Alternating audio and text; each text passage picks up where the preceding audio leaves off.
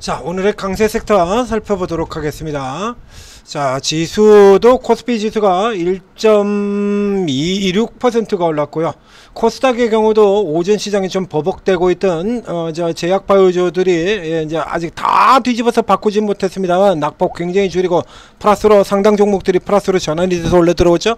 그다음에 저 위쪽에 삼성전자 1.7, 하이닉스 3.8 이렇게 들어가고 있는데, 일단 보이는 것보다도 실제 내용이 조금 더 오늘 또 좀 더 좋아요.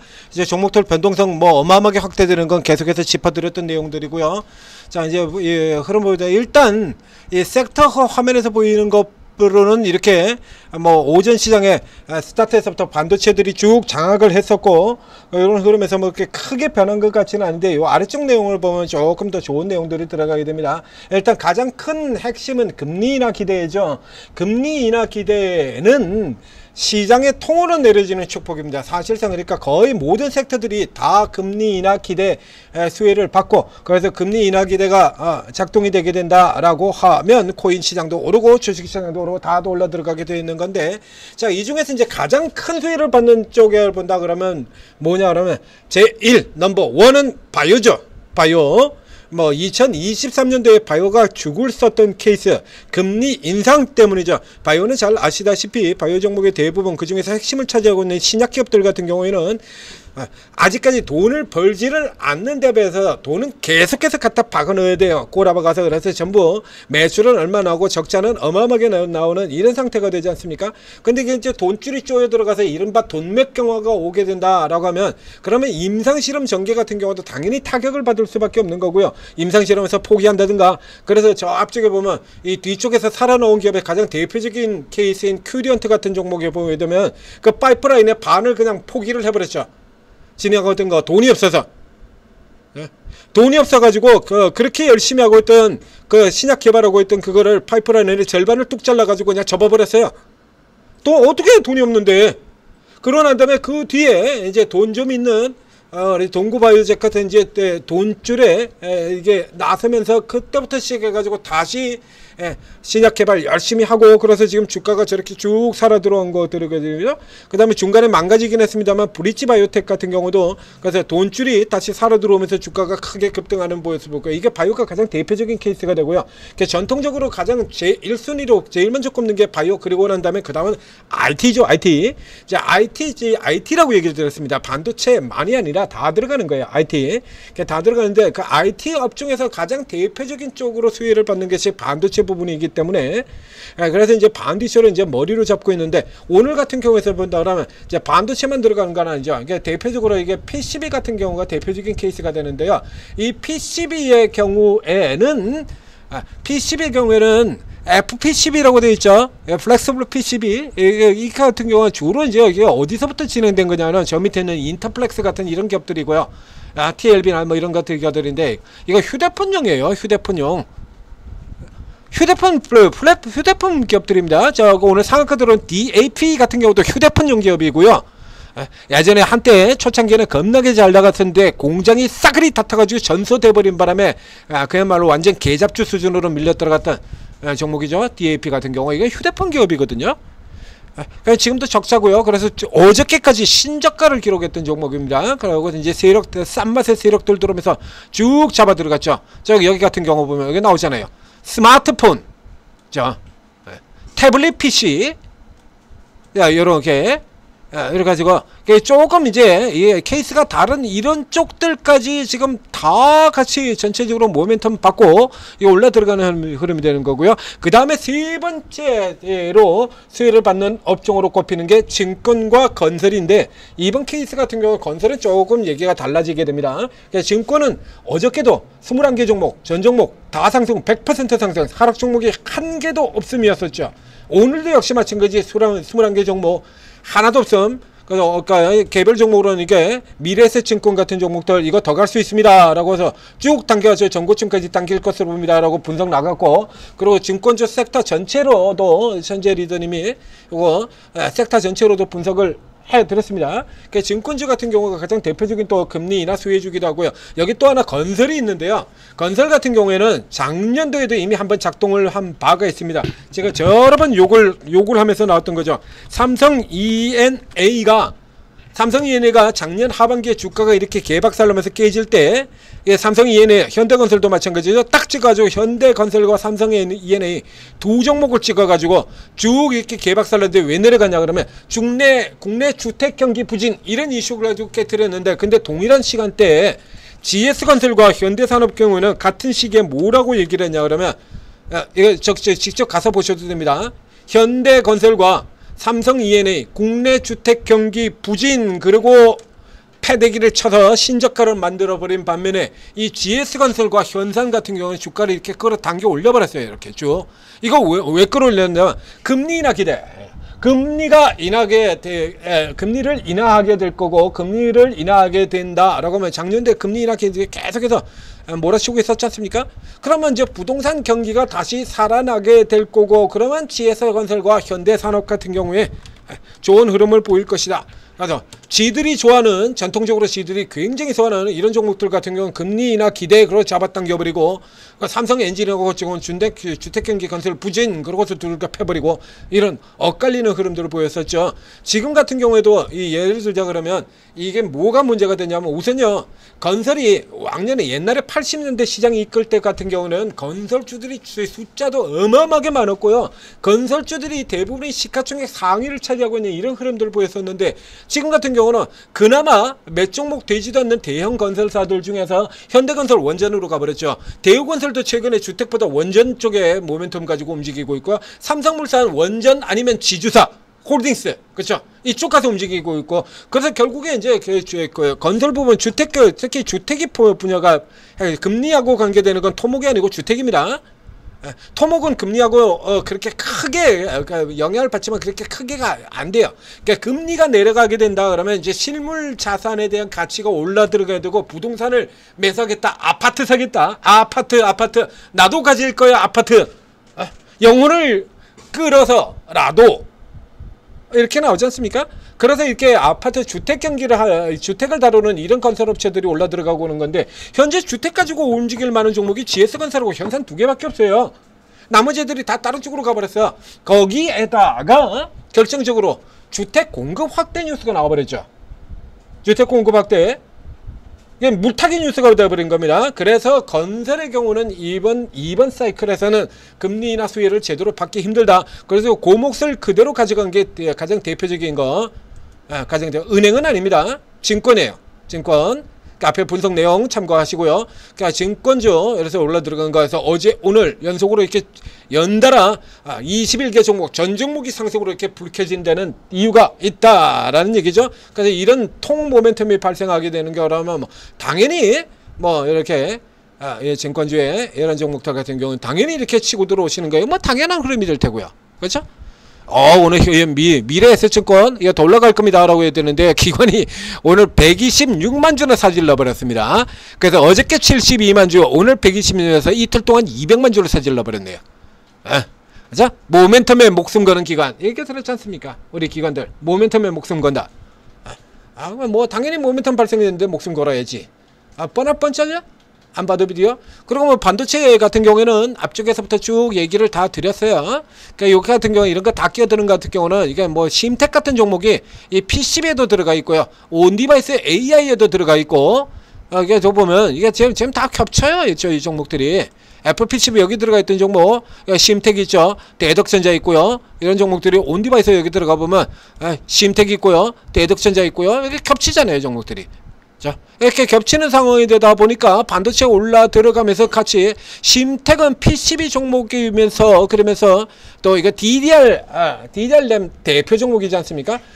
유진테크, 테스, 낸드 대표죠. 오늘 테스 같은 기업들 같은 경우도 이제 크게 올라서 실적이 퀀텀 리프로 뛰어올 것이다. 앞에 여러 번 설명드렸던 종목이죠. 개인 투자자들이 좋아하지 않는, 선호하지 않는 종목 중에서 가장 좋은 종목 랭킹 안에 들어가는 종목이다 라고 얘기 드렸던 이 테스, 오늘도 지금 추천 나와가지고 증권사 추천 나오고 뻑뻑 튀어 들어가죠. 이런 종목들이 진짜 알짜 종목이에요. 이런 거 개인 투자자들이 좋아하지 않는, 그래서 개인 투자자들을 완전히 따돌려 버린 상태이기 때문에 계속 이런 식으로 이제 달고 가게 될 것이다 라는 의견을 드렸었죠. 그래서 이런 종목들이 이게 쭉쭉쭉 치고 들어가는 거, 이 흐름 계속해서 연결이 될 테고요. 그 다음에 이게 이렇게 연결이 돼서 올라 들어가는 흐름으로 나오게 된다면 그 다음에 이어질 종목들도 있죠. 자, 이건 이제 조금 이따 얘기를 드리고요. 저 유심칩 같은 경우는 이제 별 볼일 아니고, 여기서 이제 계열이 약간 다른 종목이 지금 상위 탑 10 안에 계열이 약간 다른 종목이 하나 껴 있습니다. 토큰. 그죠? 토큰. 그래서 이제 헥터 파이낸셜 같은 종목들은 이미 제가 설명을 드리고, 이거 장중에 이거 지금 사셔도 관계없습니다, 괜찮습니다 라고 얘기를 드렸었죠. 이건 최근에 들어서면 여러분들 잘 아시다시피 토큰이라든가 뭐 결제라든가 이런 쪽이 계속해서 약세 섹터 쪽에 있었어요. 전체 종목으로는 약세로 계속해서 들어가 있는데, 그러나 이거 아직까지 약세로 꺾였다라고 보기 힘들다. 왜냐 그러면 대장이 살아있거든. 대장이 그대로 살아있잖아요. 이게 죽은 겁니까? 요 위쪽 라인까지 지금 이게 700원 정도 돼요. 9,280원이고요. 8,500원이니까 700원 정도 됩니다. 700원이라면 약 8% 정도 올라 들어가면 이건 넘어 들어간다는 얘기죠. 단알한테 8%는 그냥 그야말로 껌이죠. 단알 정도 되는 종목에 8%라면 이거 그냥 껌이잖아요. 그리고 또 다른 대표주 미투원 안 내려가고요. 라인만 들어갔다 그러면 그대로 돌려버리지 않습니까? 들어갔다, 오늘도 라인 들어갔다가 그대로 돌려가지고 지금 다시 위로 끄집어 놔가지고 또 위쪽까지 지금 붙여놨어요. 이건 내일 그냥 바로 뚫고 넘어 들어올 수도 있죠. 이런 거, 이런 거 그냥 전체로 다 사려 들어가는 거예요. 이건 전체로 쭉 사야 돼요. 그래서 이 종목들이 죽기 전에는 이 케이스 같은 경우 약세 섹터라고 딱히 구분을 하기 어렵다라는 얘기를 드렸습니다. 내일 바로 돌아 들어간다도 아무런 이상할 게 없다라는 의견 어저께도 드렸었죠. 이런 종목들 같은 경우에 지금 보통의 지금까지 이제 틈새 성격으로 주도주가 밀릴 때 내려오는 흐름을 보였었는데, 이번에 주목할 점은 주도주가 내리는 국면에서 오르는 국면에서도 오르고 있다. 지금 오늘 같은 경우가 그렇습니다.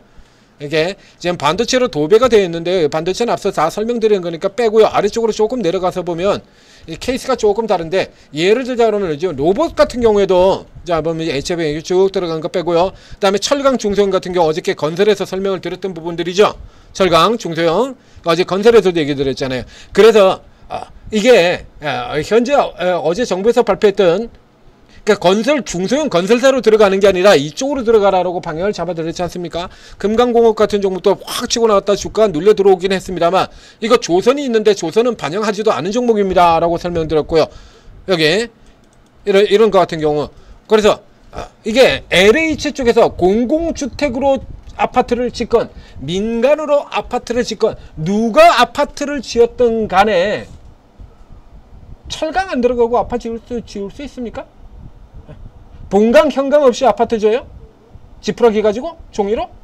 자, 그래서 누가 짓느냐고는 아무런 관계가 없어요. 조선 기자재가 항상 조선하고 같이 가는 이유 자체는 그 배의 종류가 어떤 쪽의 배의 종류가 됐건에 조선 기자재는 무조건 다 들어간다는 얘기입니다. 엔진 없이 가는 배 있습니까? 피팅 밸브 다 들어갑니다. 앞에도 얘기 드렸잖아요. 피팅 밸브 같은 경우는 그게 LNG선이 됐건 컨테이너선이 됐건 잠수함이 됐건 관계없이 피팅 밸브 전부 다 들어가요. 다.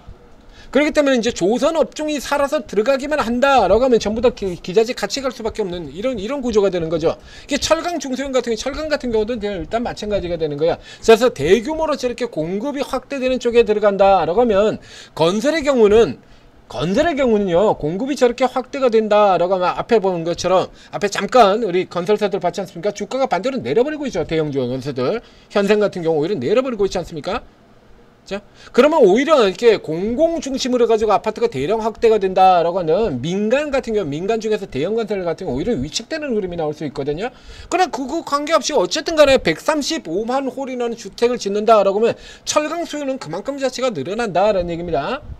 그래서 이렇게 케이스를 조금 다르게 살펴봐야 될 필요가 있다는 얘기죠. 그래서 건설이 쪽에서 그러면 아예 세력으로, 그러니까 KD건설 같은 종목들, 이런 종목들을 그냥 세력으로 단타를 치고 노리든지, 여기 동일스테인럭스 같은 종목도 이런 거 있지 않습니까? 아예 이렇게 세력형 가지고 단타를 노리든지, 또 다른 이슈 가지고 올라 들어가는지, 이런 거 보는 거고, 그 다음 그 바로 밑에 보면, 그래서 저 위쪽에 지금 여기 이게 토큰 증권 여기 나오면서 바로 밑에 쪽에 보면 이게 ST와 대체 불가 토큰 여기도 지금 들어가 있죠?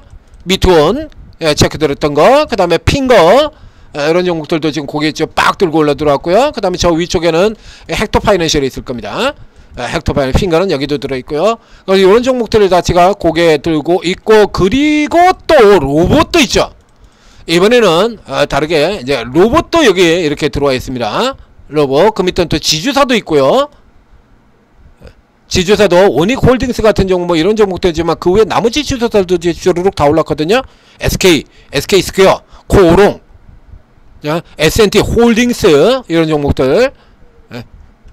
예. 지주사들 지금 주르륵 해서 다 올라 들어오고 있지 않습니까? 지주사도 올라오고 이런 종목들도 올라오고 그리고 로봇도 올라오고 그렇죠? 로봇 자 위쪽에 보시죠. 사면 상한가 자 원익홀딩스 클로버 전부 다 제가 추천드렸던 종목이죠. 분석드리고 추천드렸던 종목이죠.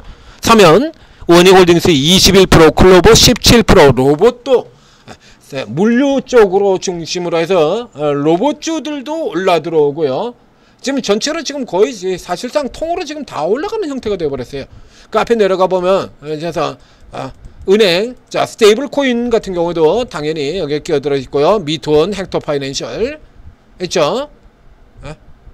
그럼 아래로 내려가면 뭐 원전도 있고요. 강관 당연히 들어가 있고요. 그 다음에 이런 종목들이 올라오면 핀테크 이건 뭐 당연히 끼는 거고요. 그 다음에 지능형 전력망 전력주 같은 경우도 지금 치고 들어오고 있고요. 메신저 리보 핵상도 있고요. 전력설비 유리기판 뭐 지금 뭐 거의 뭐 나올만한 놈들 지금 다 나와요. 나무나 가스관에다가 스마트폰 에다가 뭐 지금 나올만한 놈들 지금 이렇게 다 나오고 있죠. 그래서 지금 지수 위쪽으로 지금 고개를 들고 들어가서 이런 구조라 그러면 저 밴드 상단까지 올라 들어갈 수 있지 않겠느냐. 그래서 현재로 치게 되는 이 흐름들 같은 경우에 자 이게 이제 위로 들어가서 못 들어가고 꺾여서 내려와서 다시 원위치로 되면 그때 들어가서는 종목의 변동성이 확대가 아니라 줄어듭니다. 그러니까 지금 같은 경우는 계속해서 이렇게 종목이 확대가 돼가지고 사면 같은 종목들이 상한가까지 가버리고 있지 않습니까? 원익홀딩스 그렇게 올랐는데도 20% 올라가고요. 한진중공업 오늘 쉬긴 했습니다만 HJ중공업 만 미친듯이 달려버리죠. 세진 미친듯이 달려버리고 요런 변동세 확대 흐름은 다음주 금리 인하가 나올 때까지 해서 약 3, 4일 정도 3일에서 일주일 정도는 더 이어질 수 있다는 얘기야. 요 구간에 이게 치고 나오는 종목들 쭉쭉 단기로 단타가 되었건 스윙의 형태가 됐던 빨아낼 수 있는 대로 최대한으로 빨아내야 된다는 얘기입니다. 그래서 요 중에서 갈만한 종목들 같은 경우는 제가 짝짝 천지투자팁에서 짝짝 뽑아드리고 있지 않습니까? 요 중에서 이제 속도 있게 미리 예상드린 종목들 같은 경우도 있잖아요. 금강공업 같은 이런 종목들 같은 경우 앞에 예상 드렸고요. 삼형MT, 오리엔탈 전공, 1승 이런 애들 다 뽑아드렸지 않습니까? 그럼 여기 이제 오르고에 들어오시게 되면 오르고에 있는 전문가들 24분의 전문가가 있는데 여기 이제 코인이 두 사람이 있고요. 그리고 코인이 두 사람이 있고 주식이 22명입니다. 자, 이 22명의 전문가들이 모두가 다 똑같이 한진중공업 이것만 쳐다보고 있을 것 같으면 뭐 그러면 뭐 22사람 놔둬서 뭐합니까? 한진중공업은 저 아래쪽에서 천재리님 그래 저하고 그래가지고 저 밑에서 지금 딱 꺾였다 돌아 나올 때 이거 표시까지 다 해드렸던 종목이잖아요. 이거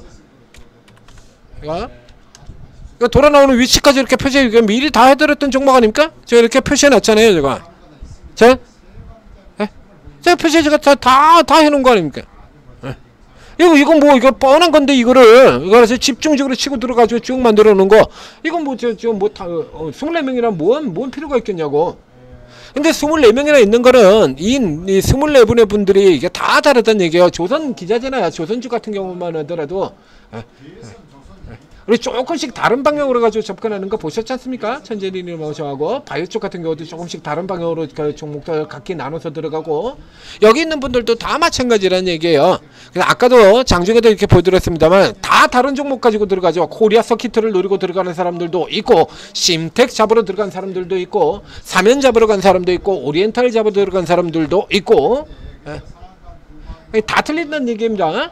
이게 다 다른 방향으로 접근하게 돼요.